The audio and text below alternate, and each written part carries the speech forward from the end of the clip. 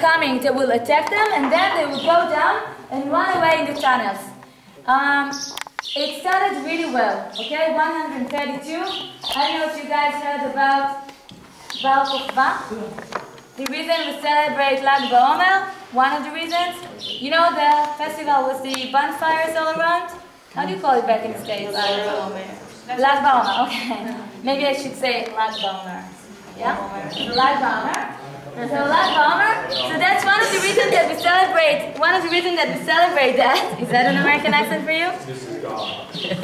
It's because of that. It's because of this war, and actually the fact that all of the students of Rabbi Akiva that was living around the same time, there was a disease, they were cured, we're celebrating that. And the other thing that we're celebrating is, as I mentioned in Tzfat, is the day of birth and the day of death of Rabbi Shimon Bar Yochai, okay? Now, how was Rabbi Shimon Bar Yochai connected to Keret and connected to this Bar Kokhba, okay?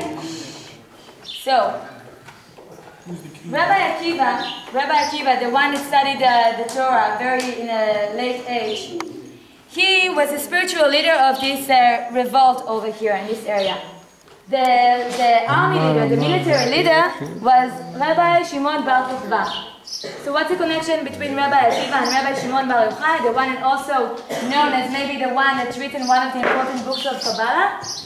Rabbi Akiva was the teacher of Rabbi Shimon Bar Yochai. And what's the connection between Rabbi Shimon Bar Yochai, all of these rabbis, and the Keret tree? Rabbi Shimon Bar Yochai, when he was running away and was hiding from the Romans, he was hiding in a cave in the north.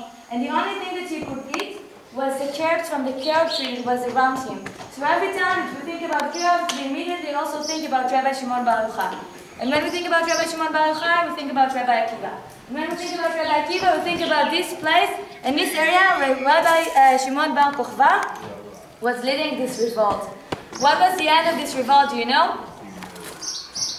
Hint, you guys were born in the States, which means that we didn't have, the Jews couldn't come back afterwards, right? The Jews couldn't come back straight after the revolt.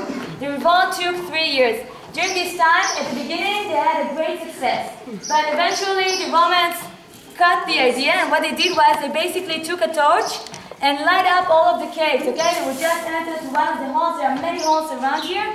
They would put this fire inside, and basically, they would choke them.